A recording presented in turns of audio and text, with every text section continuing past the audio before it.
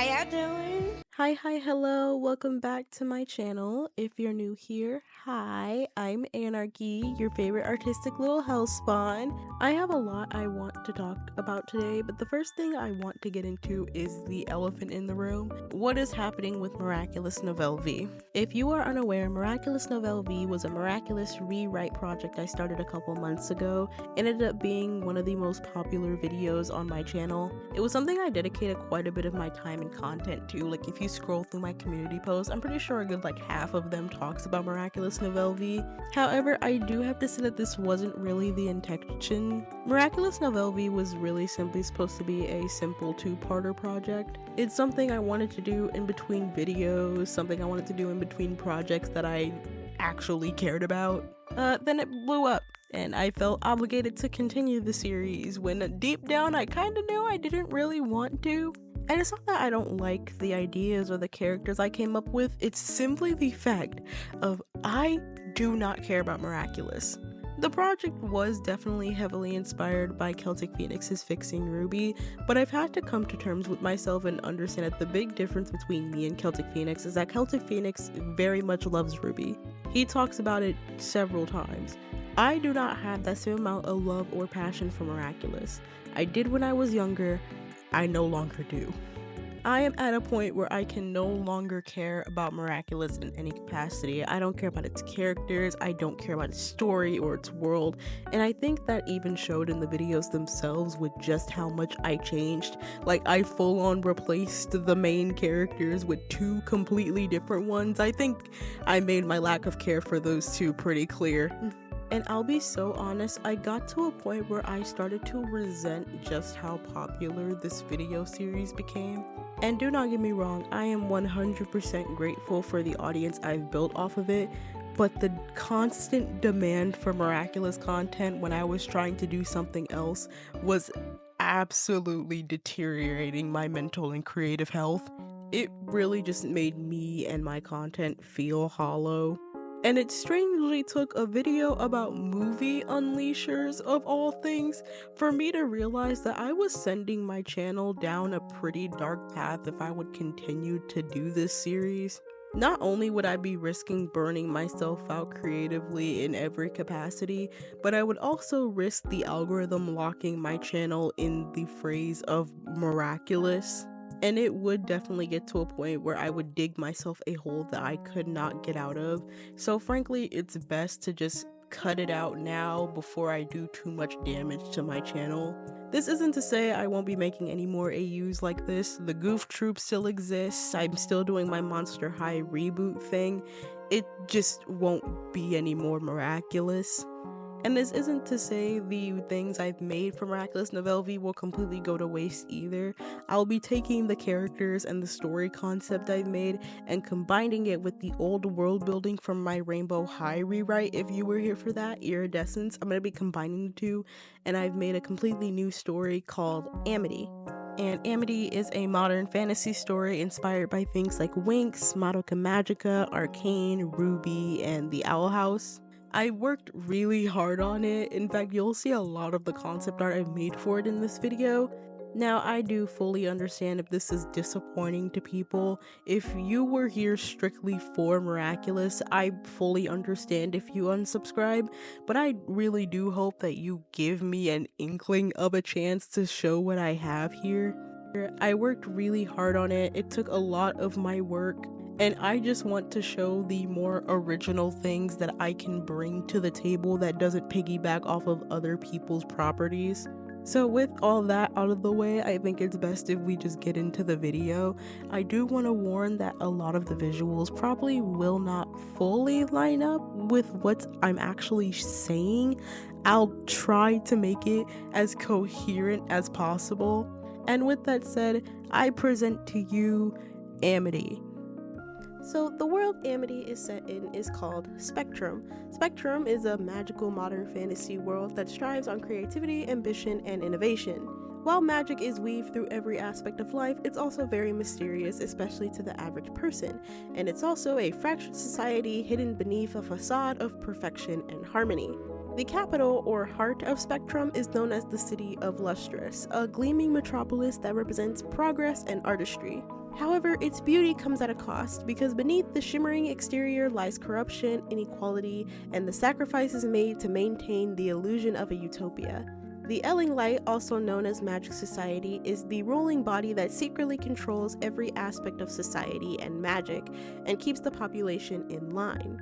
And a part of doing this are these secret mini-dimensions surrounded in spectrum called etherealities. These are self-contained realms with unique rules and ecosystems, often hidden amongst the plain eye, and they act as extensions of Spectrum's magical core, but they can also reflect traumas, ambitions, and creativity of those connected to them, and they can be as dangerous as they are wondrous. Etherealities, and the universe itself in this case, are actually sentient beings, which is why they all function so differently from each other. And there's two main types. There are outer etherealities, which are uncontrolled dimensions that span vast territories, kingdoms, nations, or can be as small as simple neighborhoods, and these act as the backbone of Spectrum's mini realms. And there are also inner etherealities. These etherealities being personal and highly controlled dimensions tied to specific individuals like visionaries or weavers. These are often a mirror of the character's initial struggles, grief, ambitions, guilt, but also their personal feelings and personalities and themes, and they play a key role in their growth and or downfall, and are often tied to very specific territories. However, all etherealities are interconnected through a web of magic, each offering unique environments, challenges, and opportunities for those who can access them. Some are functioning societies, others are wild, untamed forests, often making them battlegrounds for personal and societal conflict. Moving on to Magic Society are built around what are known as visionaries, the most revered individuals who channel magic to shape art, culture, and innovation. Visionaries are public faces of magic, seen as idols who inspire the masses with their creations. However, their role is not as glamorous as it seems. Visionaries are individuals chosen to make contracts with creatures called Lyri. They're essentially this world's version of Kwamis, but like pretty much 10 times cooler. They're ethereal beings that grant magic in exchange for personal traits like creativity, emotion, and ambition. These contracts also often promise to make you the best version of yourself and make your every dream come true. However, it is very much an equal exchange, meaning the bigger the wish, the bigger you have to give in return. And once a contract is made, the Lyri and the visionary essentially share a soul. These contracts bind visionaries to the magical system, allowing them to draw from Spectrum's energy to create awe-inspiring works. However, it also functions pretty similarly to celebrity culture. While these people are idolized by the general public, it is also a system full of exploitation. And while visionaries appear to be symbols of perfection and progress, they are often controlled by the Elling Light and a governing body that manipulates them for their agenda. Visionaries are both celebrated and scrutinized, burdened by the demands in maintaining the facade of Spectrum's utopia. While being framed and having better lives, they're really just dolls for Spectrum's elite to use in their little dollhouse. And I mean that literally. The Elling Light's main goal is maintaining the facade of a perfect world, controlling the flow of magic and contracts, and silencing anyone who opposes them through cursed magic and strict enforcement of rules. Visionaries are tools to keep the public eye in awe and under control, hiding the darker truths of their system. However, not everyone who makes a contract immediately becomes a visionary. You know how not everyone that has a Pokemon is a Pokemon trainer? That kind of applies here. Visionaries are at the top and serve as creators and icons, but there are also lower roles such as artisans, performers, and minor protectors who contribute to society. However, they don't hold the same influence and power as visionaries. While a system that thrives on creativity, it exploits it, turning those who make contracts into cogs in the council's great design.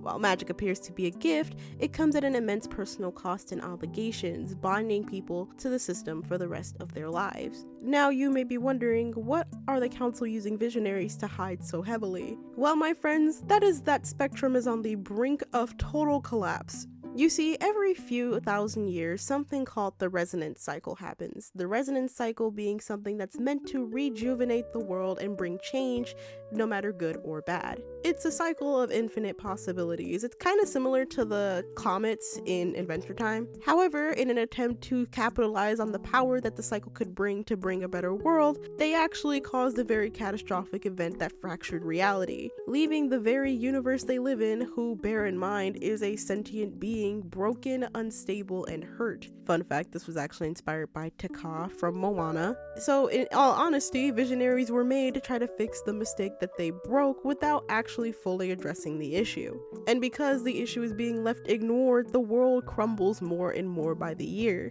along with using their holders and their energy to sustain the world around them and keep it functional. Along with, keep up their illusions to hide all the freaky and horrors of the world. I'm not going to get too far into the world building today simply because I need to work out a lot of kinks, but all you need to know is that Spectrum as a world is teetering on the edge of collapse. Magic Society is used as a way to distract the public eye while also exploiting the holders within it, and it is a completely corrupt and flawed system. The true nature and history of the world is being hidden behind closed doors, and the rulers of this world are not what they seem. I most likely am at some point going to make a whole video dedicated to the world building, but for now we're going to move on to the magic system. So magic in Spectrum is actually called inspiration. It's deeply tied to creativity, individuality, and emotion. It's not just a tool, but an extension of a person's inner world, expressed through their unique talents, passions, and personal struggles. This kind of magic draws power from emotions and energy. Positive feelings like joy and love fuel light magic, while negative emotions like anger and fear drive dark magic. Both are essential, balance is critical.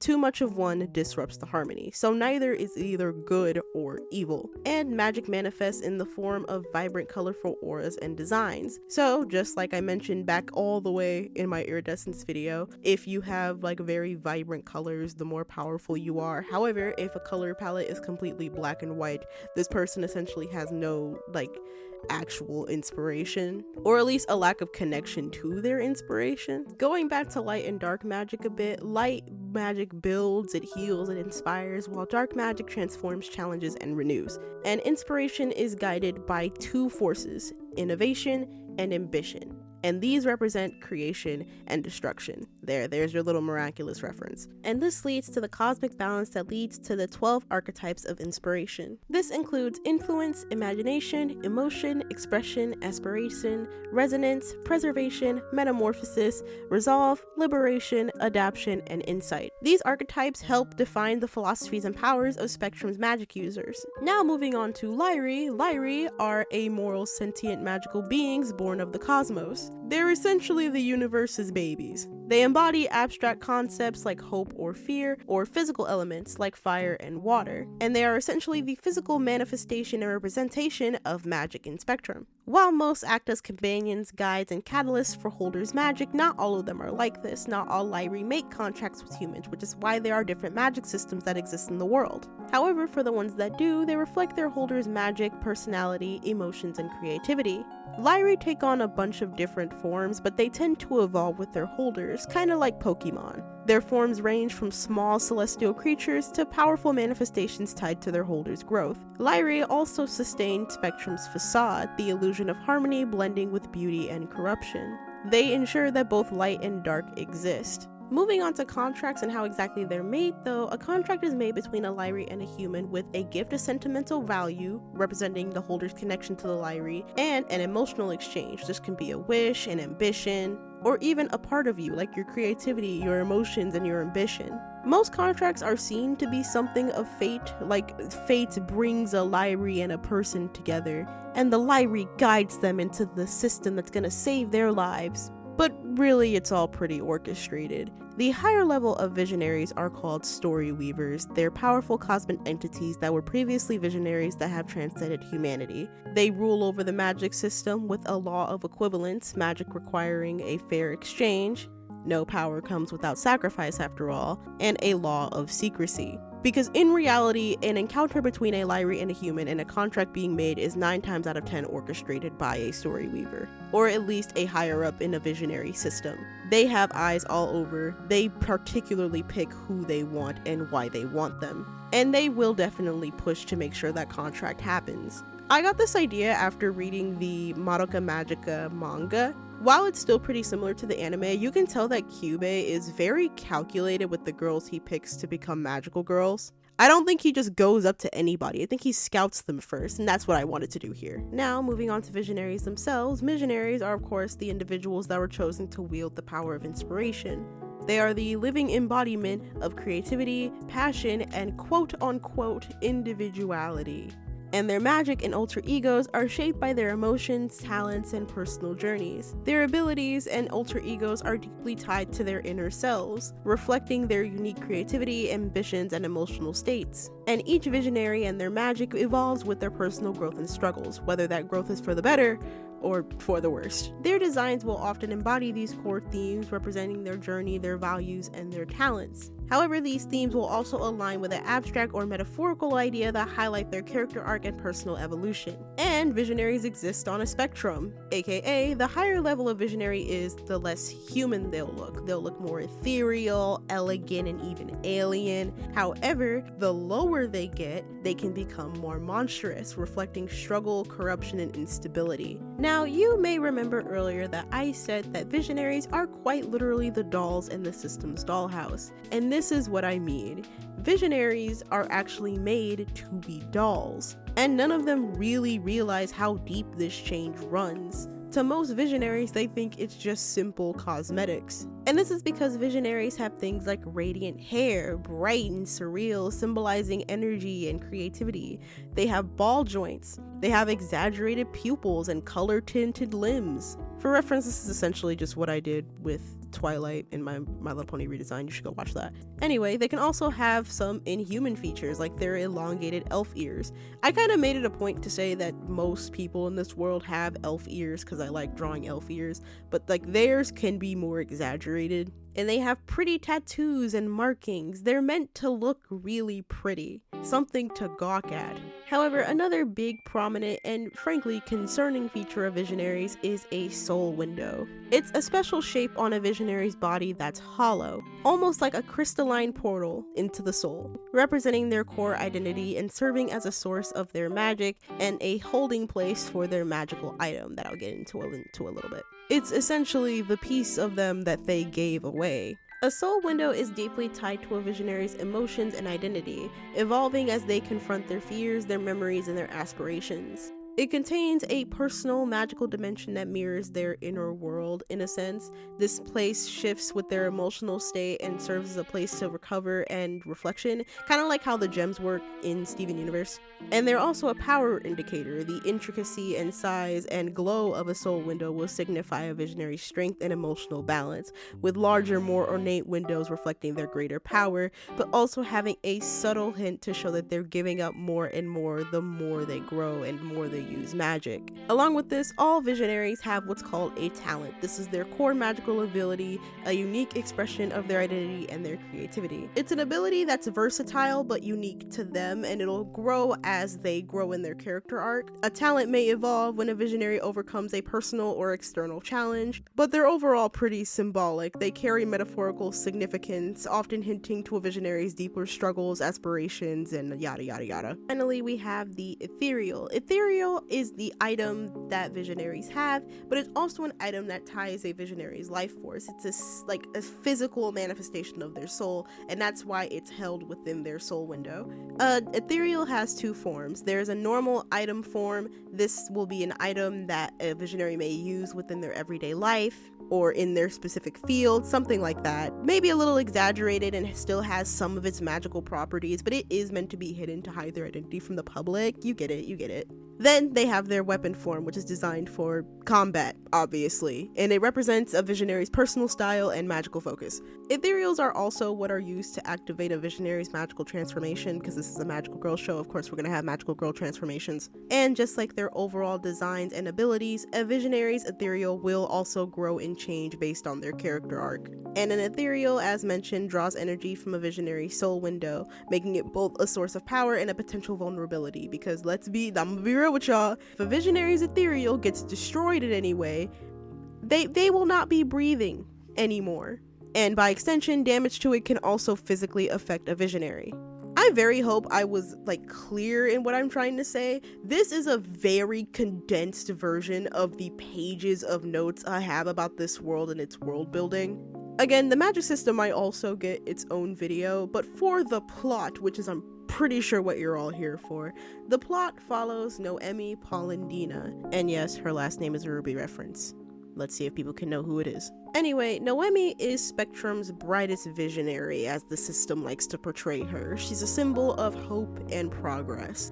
She's the system's little poster child, their little doll they like to prance around. And she's known to the public by her hero persona, Seraphine. However, a lot of her history had been scrubbed clean, both to the public and herself.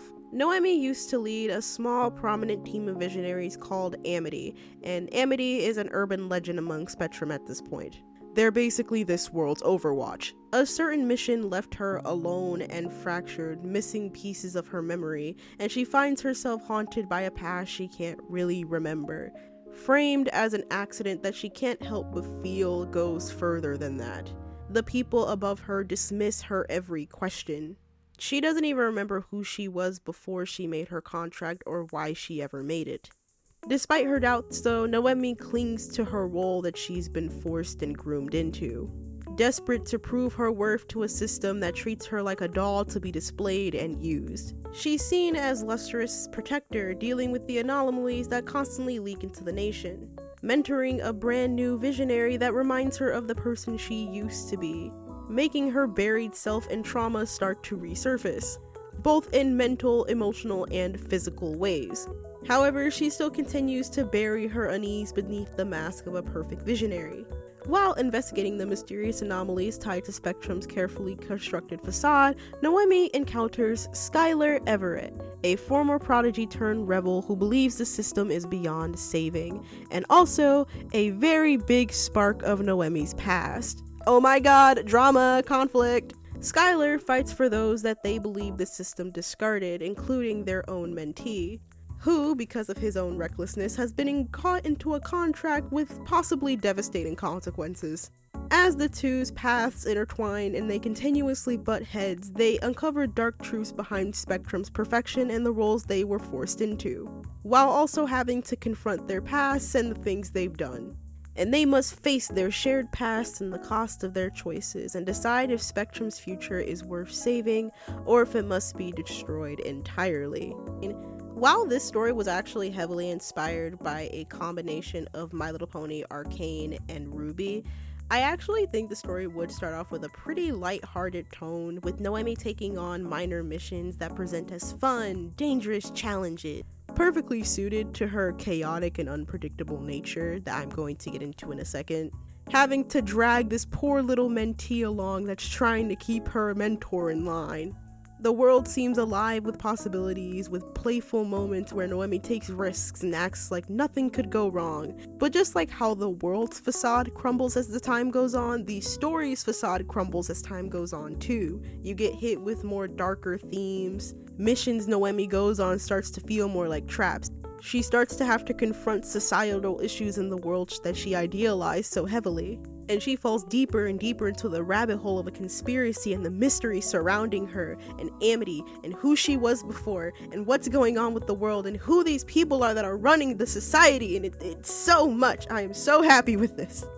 Just a girl pushed into a scheme that's larger beyond her and probably larger than life, and something that's completely beyond her control but is made her responsibility anyway. And she's only in her early 20s. She's still trying to figure out how to navigate through life. With that all out of the way though, we could finally get into our cast of 4 main characters, obviously starting with the girl I've been raving about for the last 5 minutes, Noemi Polendina.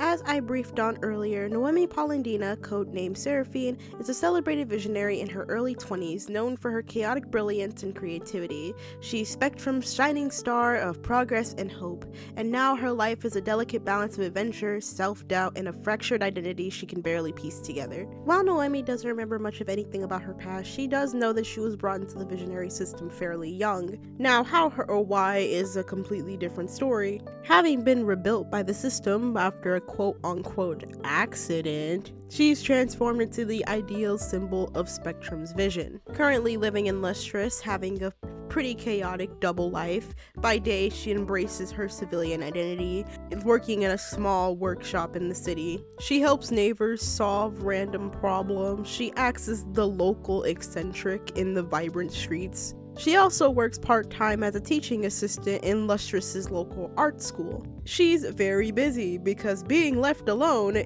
leaves her alone with her thoughts, and she does not like that. Her days are vibrant, filled with connections, but her nights reveal the stark contrast, having to take on her visionary role, confronting anomalies, maintaining the illusion of Spectrum's perfections. She struggles her duties as a visionary with her personal visionary adventures. She tackles missions involving anomalies, mentoring her new little visionary mentee. However, doing secret investigations into her past and the conspiracies surrounding Spectrum, happily taking advantage of how the system thinks she's dumber than she actually is. However, despite her subtly rebelling against the system's control, she clings to her role, too afraid to break free from it, because to her it's all she has left. It's the only bit of identity she has. Bound by her fear of losing the life she's rebuilt and the belief that she's already wasted her potential, constantly struggling to reconcile the chaos of her past life with the life she clings to now, trying to figure out who she is in this world outside of this. She's a big, chaotic, free spirit. She's unpredictable and driven by impulse. She thrives on shaking up the status quo. She's spontaneous, inventive, and full of energy. However, she's also restless and emotional. While her decisions are impulsive, they're also driven by her emotions and constant need to prove herself and distract her from whatever's going on in her mind. Her playful nature hides the deep wounds she carries. Her tricks and creations often fueled by a desire for control and validation in her face of pain. And beneath her confidence and creativity lies a person struggling to reconcile with her fractured identity with the idealized visionary she's supposed to be. She's also just an emotionally volatile little genius. I love her oh so much. She avoids mirrors because she can't stand the sight of her own reflection because it feels foreign and disconnected from her. She's very scatterbrained, often losing focus and jumping between ideas. And she can be very defensive if it feels like people are hitting too close to home. I mentioned earlier that the effects of what happened to her also affect her physically, and that's in the form of subtle glitching. I imagine it's a mix of Vanellope von Schweetz is glitching and the hallucination states that Jinx gets in Arcane, which is another big reason why she avoids mirrors, by the way. Her character arc is supposed to be one of self-acceptance, identity, and redemption. Her fractured memories and reliance on her current role keep her trapped in a cycle of self-doubt and escapism. So another big part of her arc is also about responsibility. Her arc explores whether she can confront the truth of her past and embrace the chaotic and imperfected parts of herself and use her unique gifts to challenge the system, not just for redemption, but for the freedom to define herself. Noemi's Lyrie is named Citily, aka City. She's that little angel-looking bug thing that looks a little bit cracked out. Yeah, that's her. City's presence is unsettlingly artificial, as if that's not what she's actually supposed to be. It's just weird. She embodies both a mentor and an enforcer role, keeping Noemi tethered to her visionary duties while exuding an air of anxious unpredictability. She acts as Noemi's companion, but as I mentioned, her behavior feels really off, as though she's trying to imitate friendship rather than truly experiencing it. I guess the best way to describe it is that it feels like she's forced to act, like she's a puppet on strings that is not in full control of her actions. She's also a little crazy and speaks in riddles and is pretty cryptic, though there is an air of wisdom into what he says. She rarely offers straightforward guidance, leaving Noemi to decipher what she's talking about. She's also seemingly very anxious, as if something is out to get her. She's perpetually on edge, and her movements just feel slightly disjointed. But despite her erratic nature, she does enforce Noemi's adherence to the system, subtly reminding her of her obligations and keeping her from straying too far. But you can kind of tell that she doesn't want to do that, like you can kind of see it in her little swirly eyes. Her presence both comforts and unsettles Noemi. Noemi's first remaining memory that she has is of Citily, so she is very attached to her. Despite how Citily acts, she relies on her heavily for stability, but their interactions often highlight Noemi's own disconnection from herself and the world around her. And while Noemi views Citily as a companion and does rely on her as much as she does, she also resents her role in maintaining her ties to the system that she very quietly grows to despise as the story goes on. On to Seraphine. Seraphine has a slight angel and magician theme, with some star themes in there as well because she's a star. Her ethereal is a wand that can also be used like a pen. It's named Luminara.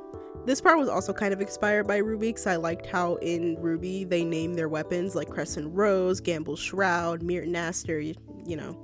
As a creative tool, it's pretty universal. Noemi can shapeshift it to become anything that she needs for a creative project at any given time. However, in her weapon form, it's very unpredictable. It's kind of like Lucky Charm. It changes based on Seraphine's needs, emotions, and the situation at hand, and Seraphine has to find creative ways to use it.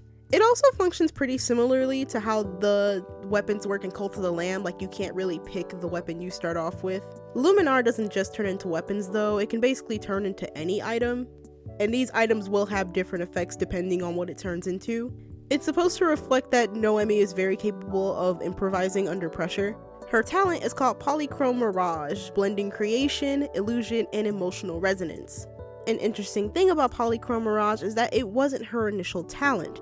Her talent was altered after an encounter that led to the accident, but it left her with a special connection to something seemingly otherworldly, and her essentially being rebooted also influenced her change in talent. I imagine we'll learn what her original talent was as the story goes on, but as for Polychrome Mirage, at its core I imagine it can create physical and non-physical illusions. So she can create items that can disappear on a whim, tools, structures, manipulate perceptions with illusions like doppelgangers, deceptive landscapes, subtle visual tricks, kind of trying to tie creation and illusion magic together. You get what I mean, right? However, her powers are heavily tied to her emotional state, so the way they come out definitely ties to how she feels in that current moment.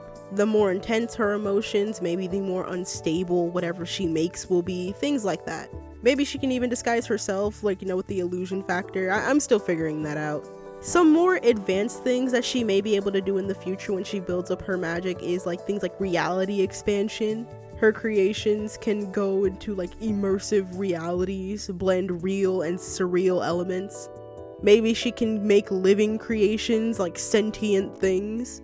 This is basically just me taking the ideas I had for the ladybug and the fox from Miraculous Nouvelle Vie, and I'm just putting them together. That's basically what her power is. However, one big drawback for her is that the more she uses her magic, the more her illness, I'll say, intensifies.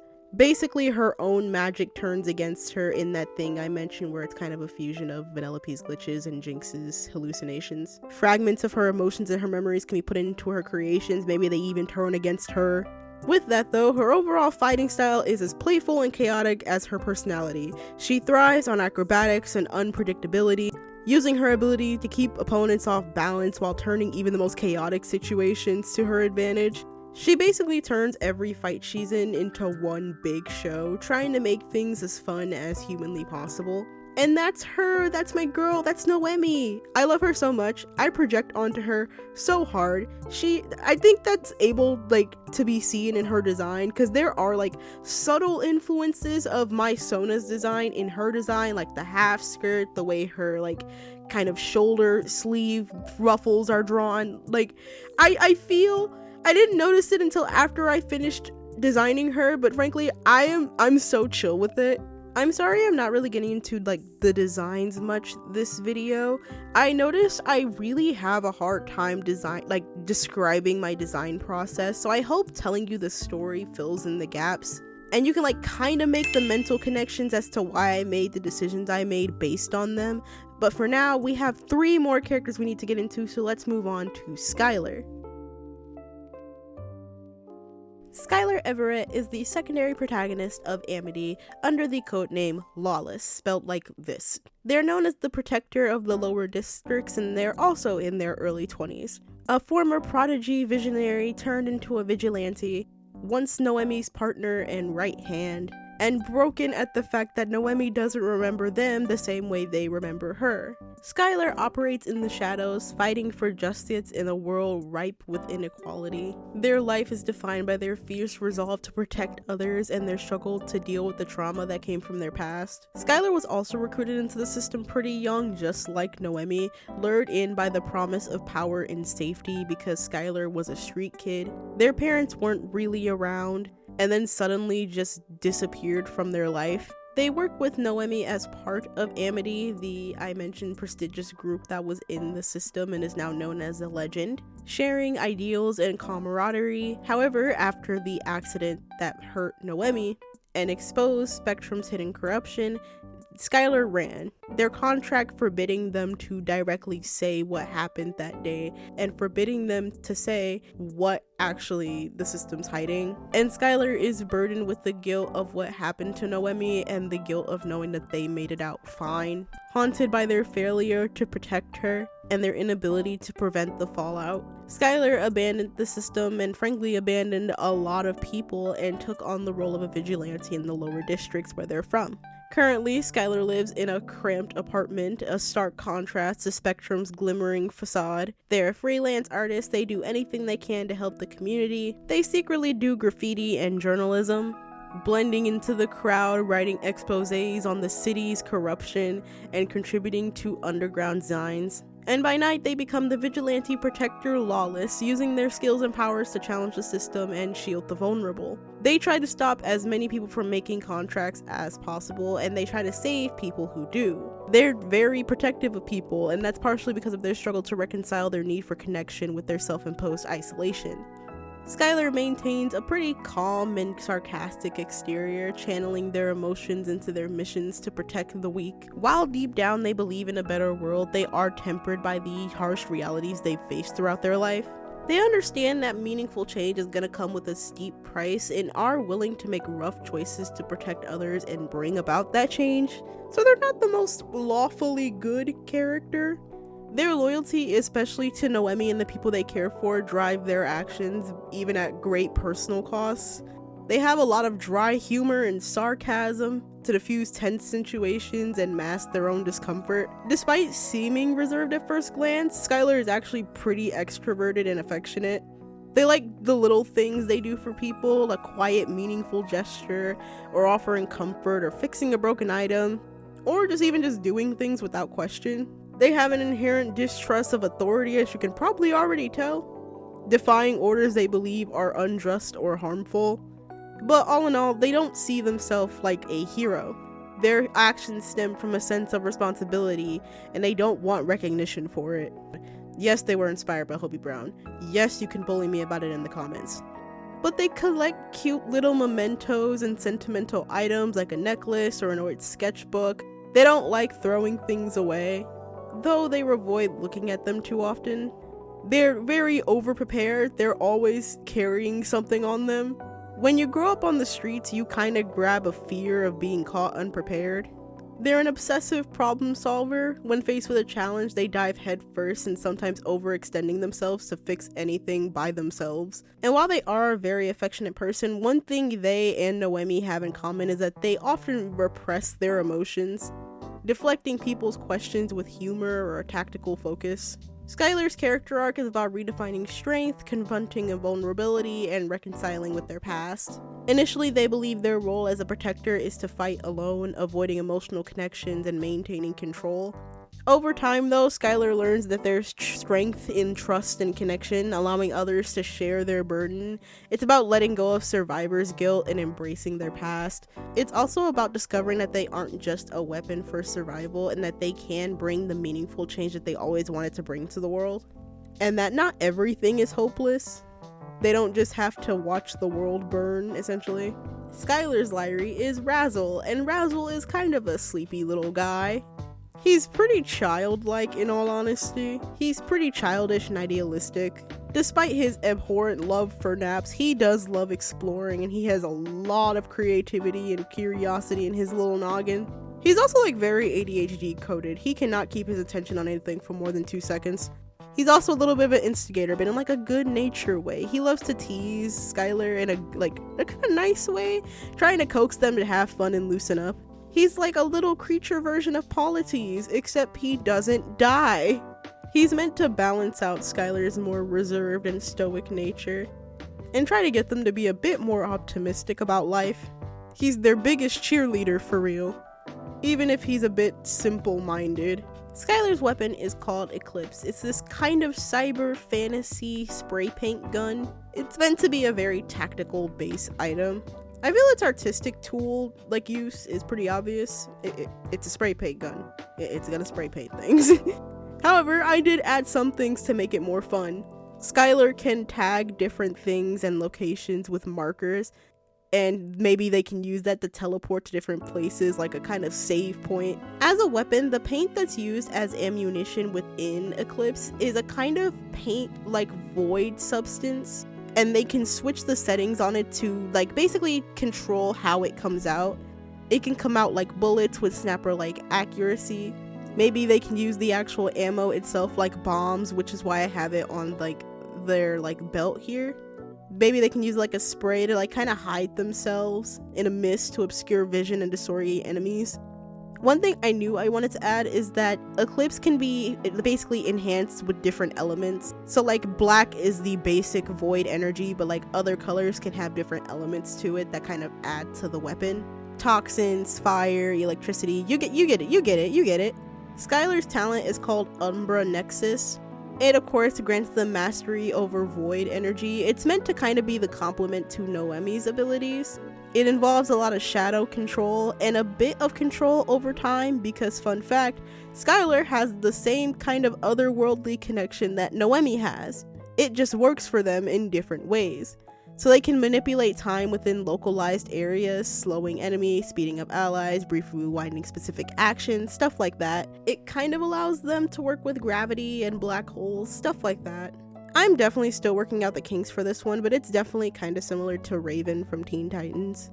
Unlike Noemi, who thrives on the chaos of battle and tries to make everything a show, Skylar's fighting style is a bit more precise and calculated, having to rely on stealth, adaptability, and strategic misdirection. They manipulate the battlefield to isolate opponents and disrupt enemy plans and create openings for decisive strikes.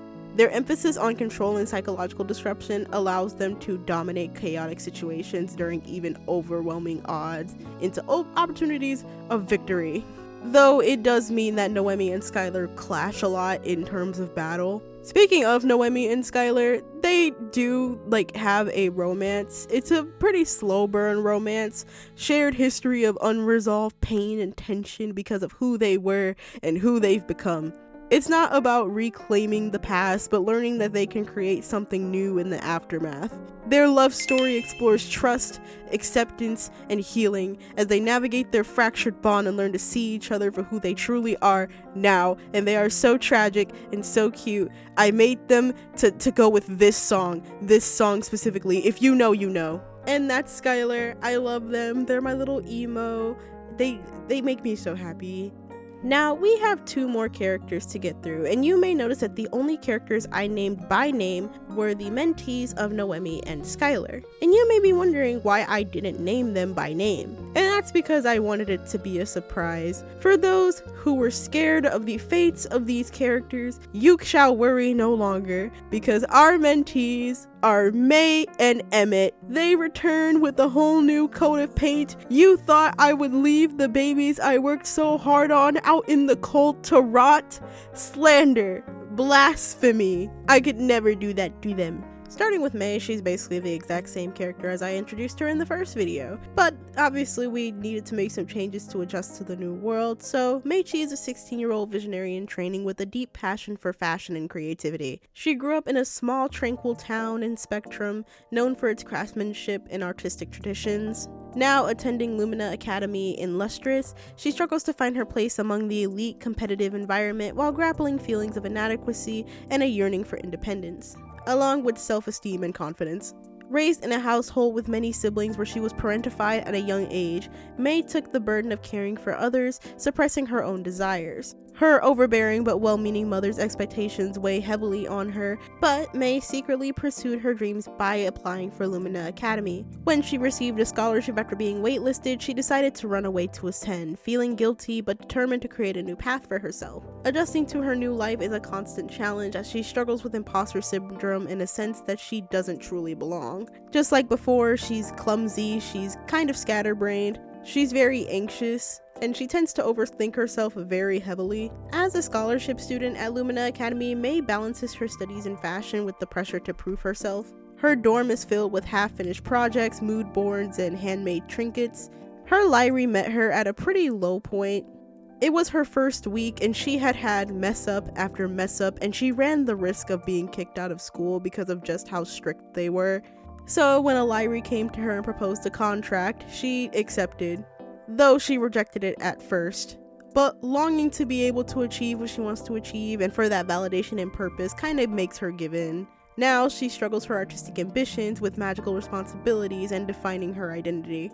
And just like before, using her magical identity as a crutch to save her own self-esteem. She also still have a lot of her romantic idealism that she had before.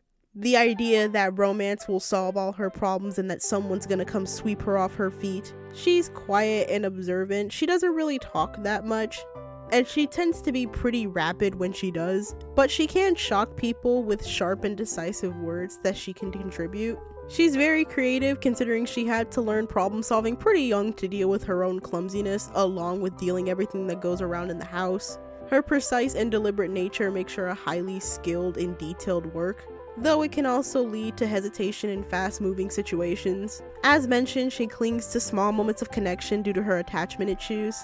She's deeply passionate, and she has a strong emotional drive. And, of course, very self-doubting, often questioning her worth and struggles with her feelings of inadequacy, both in artistry and in her newfound role as a visionary. Some things she likes to do is customize dolls, good old Doll-lightful, Moonlight Jewel kind of thing. She thrifts and upcycles a lot, taking something old to make it new. And she loves making miniatures, and she loves mood boards. Her Pinterest is probably so heavily organized it would probably look insane. Her dynamic with Noemi is kind of like Freeren and Fern, where Fern is obviously the more level-headed of the two. Noemi's chaotic, unorthodox mentorship initially frustrates May, who values structure and precision. However, Noemi's boldness inspires May to take risks and embrace her own emotions. However, Noemi's reliance on her visionary persona to mask her internal struggles serve as a cautionary tale to May, pushing her to question whether meeting the system's expectations is worth the cost. On the flip side, May's slight naivety and hopefulness kind of remind Noemi of the person she used to be, bringing those memories back to the surface again, causing a lot of flip-outs for her. She has a mix of admiration and frustration for the poor girl. However, May's ability to see Noemi as more than her visionary persona helps Noemi begin to accept herself as a whole person. Oh, by the way, before I forget, May's hero name is now Lotus. It's just Lotus. Thank you. Her Lyrie is named Mariposa. She is very hippie-esque. She's very chill and relaxed and cheery. She's kind of like Bee from Bee and Puppy Cat. She's kind of wistfully going through life, in contrast to May being super anxious. However, she is a big sign of motherly support for May. While she's there to help and try to guide her as much as she can, she does believe in allowing May to make her own decisions, including making her own mistakes. She's kind of like a let her mess around and find out type of parent. She's supposed to be a jackalope, but I wanted to add some sort of flower thing, so she has this flower kind of coming out of her. I don't know if that's horrifying or not. Because I obviously couldn't do ladybugs anymore, I decided to go with spring as an overall thing, considering it's about change and transformation and stuff like that, and that was going to be the overall theme of May's story. Her overall arc is about her adapting to change and finding her voice and confidence both in her art and in herself. Initially overwhelmed by everyone's expectations, and using her visionary responsibilities as an escape for her own insecurity, over time she learns that true strength comes from embracing flaws and using them to create a beauty and meaning. The idea that anything broken can be fixed and even made better. Basically the same arc she pretty much already had before. Her weapon is called Bloom. It's an ornate pair of scissors adorned with flowing ribbons and flowers. They serve more so as fabric shears, obviously used for patterning and whatever the else fabric shears are used for. However, in a villain form, she can actually take the scissors apart to turn them into two lightweight blades attached to the ribbons. These ribbons will tie to her wrists, I like to think. So she can still use them similarly to how she would be able to use her yo-yo back when she was Ladybug. So she has a lot of melee and mid-ranged attacks. Her talent is called Verdant Artisan. So May uses creativity and connection to nature to allow her to reshape materials and elevate them with different magical elements. She can essentially take items that were discarded, or really any item at all, and use them for a new purpose by etching glyphs into them. I don't think she'd like have to sit there and like etch the actual glyph into the item with her scissors. I imagine it would look cooler and be faster than that. But she can essentially use her glyphs to do and integrate glyphs into various things to do various different effects. Essentially taking something and making it into something else to suit her needs. Unlike Noemi, who can essentially create what she wants, she has to kind of take what she can get and make it work. I imagine it's like a bit like Adam and Eve, but it's a bit more fantastical. I'm sorry, I have a hard time describing her ability. She's definitely one I need to work out the kinks about. If you have any suggestions, leave them down below. Her fighting style is very ballet-esque, often using her ribbons to move around and do surprise attacks. She often even uses her glyphs to add to her movement with traps, barriers, and enhancements. And that's the new Mei. I love her. She's my baby. She's essentially just the same character that she was before, and I think that's why I still love her so much. I hope that you guys are fine with her not being Ladybug anymore. I tried to keep her pretty close, so I kind of keep the vibe, so that way you guys would still have some connection to her, and I hope I succeeded. And now we can move on to our final character in this video, and that's Emmett. And finally, after all this time, we have Emmett. If you're wondering why I'm only calling Emmett and Mei by their first names, unlike I did Skylar and Noemi, that's because they have the same last names. But if you do not remember, Meichi's last name is Fan Kalame and Emmett's last name is Dior. Emmett Dior, now known as the alias Frostbite, is a 16-year-old visionary grappling with the weight of family expectations and his desire for freedom. His journey is defined by his rebellion against the world that seeks to control him, both as an artist and a person. Emmett actually grew up in Spectrum's lower districts, similarly to Skylar. His creativity and resourcefulness flourished amidst the hardship. In his younger years, he and his twin brother Elias were actually looked after a lot by Skylar. However, after the death of his mother Coralie, his father Fabian somehow found his way with a lot of money and seemingly powerful ties into the art world, from fashion all the way to performance, and soon he and his brother were moved to the upper districts. Fabian only became more controlling after that, forcing the twins to hide their lower district roots, presenting as a polished family in a polished image, something Emmett has no tie to at all. Next thing you know, his life was full of extracurricular activities being used as a product in his father's brands. Emmett found solace in sneaking out back to the lower district, specifically to see Skylar. Skylar is a big sibling figure for him, and that inspired him to forge his own path. So when he found out that Skylar was actually the vigilante Lawless, it inspired him to go down the same route. He actively researched how to find his own Lyrie, and one eventually finds him when he gets into a bit of a scuffle with some of his old lower district friends who aren't really much of friends anymore. It gives very much fight little wolf energy. While Skylar wasn't thrilled that Emmett did this, they did eventually take him under their wing because what's done is done. Now, currently, Emmett juggles his life at Lumina Academy. He's still in general studies, but he's definitely really into the tech side of art these days. He still has the same dream of opening up that studio, don't worry.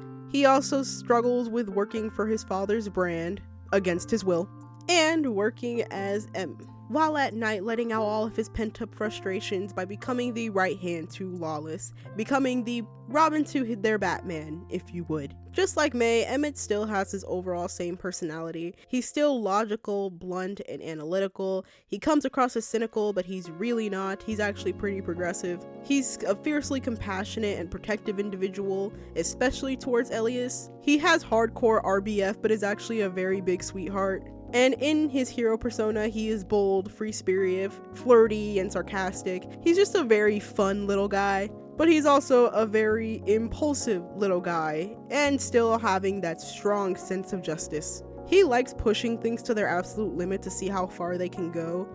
He wants to advance things for the better.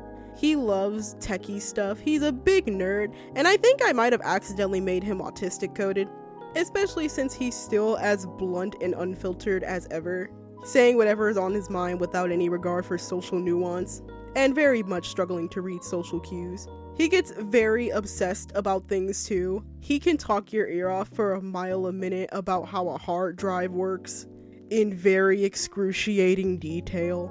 He likes to tinker with everything and anything, especially his own magical item. And Skylar is his biggest inspiration ever. He absolutely idolizes them. And in turn, Skylar is deeply protective over Emmett, trying to get him to, not just throw himself into the line of fire whenever he sees fit. I imagine there would be some sort of big blow-up argument about Skylar being upset that, Emmett went and made a contract just for the sake of, following in his footsteps. I imagine there's, a lot of, self-guilt there.